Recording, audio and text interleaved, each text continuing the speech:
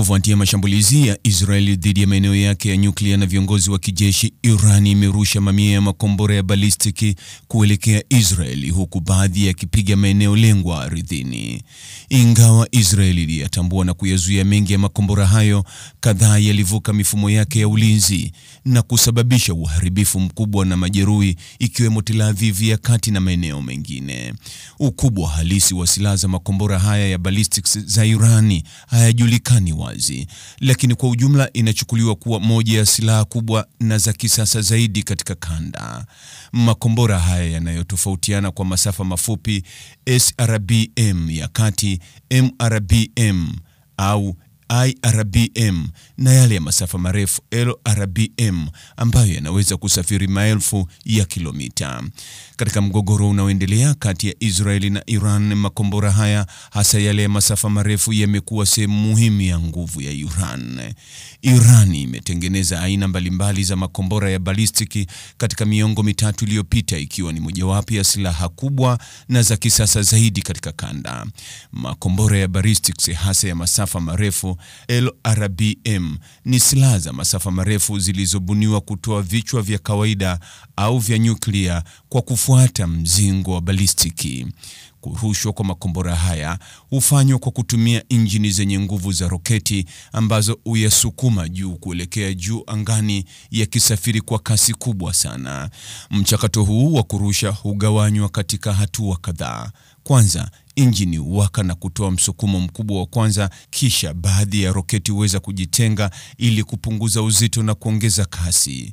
Ni muhimu kutambua kwamba tofauti na ndege za makombora ya ballistics, hayategemei hewa kwa ajili ya msukumo wao. Yanabeba mafuta na vifaa wezeshi vinavyoruhusu kusafiri hata nje ya anga hewa. Mara tu injini zao zinapozimwa na mafuta kuisha, kombora hufuata njia iliyopangwa kabla, likielekea juu na baadaye kurudi chini kwa kasi kuelekea lilipoelekezwa kushambulia shabaha yake. Fizikia inayoongoza mwendo wa makombora ya ballistics inafanana na ile inayoongoza utupaji wa mkuki, ambapo kombora hupata msukumo wake wa awali tu kutoka kwa nguvu za kurushwa na kisha kuendelea kusafiri chini ya ushawishi wa mvuto, yani gravity, kasi yake na msuguano wa hewa, yani air resistance. Makombora ya ballistics yanaweza kusafiri umbali mbalimbali kuanzia mamia machache ya kilomita hadi zaidi ya kilomita 10,000 kuvuka mabara. Aina muhimu ni makombora ya ballistics ya masafa marefu LRBM ambayo yanaweza kusafiri kati ya kilomita 3,500 hadi 3,500 na hivyo kuwa tishio kubwa kwa maeneo lengwa yaliyoko mbali. Makombora haya husafiri kwa kasi kubwa sana, hivyo yanawezesha kusafiri maelfu ya kilomita ndani ya dakika chache tu.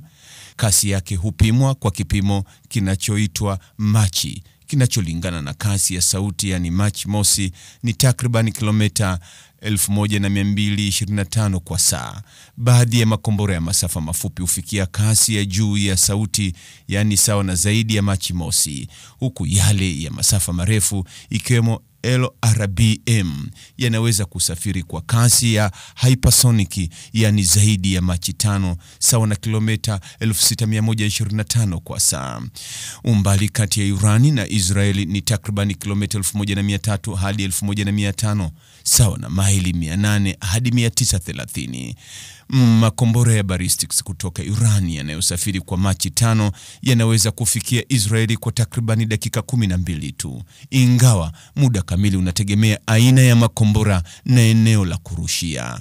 Kinachofanya makombora ya ballistic kuwa hatari sana ni mchanganyiko wa masafa yake marefu, kasi yake kubwa na ugumu wa kuyazuia. Njia yake ya kuruka juu kwa kasi huipa mifumo ya ulinzi muda mfupi sana wa kuyakabili, na yanaporejea kutoka angani yanashuka haraka zaidi, jambo linalofanya uzuiaji kuwa mgumu zaidi.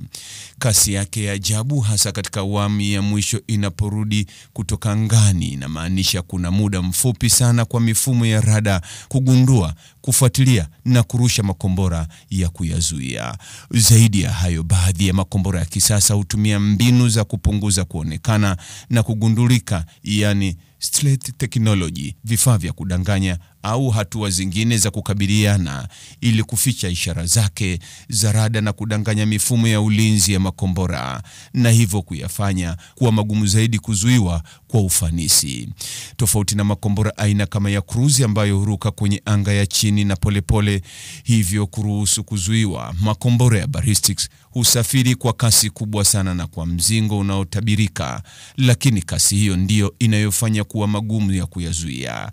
Ingawa makombora ya cruise yanaweza kuchukua takriban masaa 2 kufika Israeli kutoka Iran na droni hadi masaa 9, makombora ya ballistics ni ya haraka zaidi na hatari zaidi kutokana na kasi na njia yake ya kuruka, na ndiyo yamekuwa nguzo muhimu ya Iran katika vita yake ya sasa na Israeli. Mtazamaji, ni yapi maoni yako kuhusiana na taarifa hii? Andika maoni yako katika sehemu ya ujumbe hapo chini. Like na subscribe pia ili uwe wa kwanza kupata habari wa chungu tele. Hii ni Focus News. Jina langu ni Deo Kaji Makomba.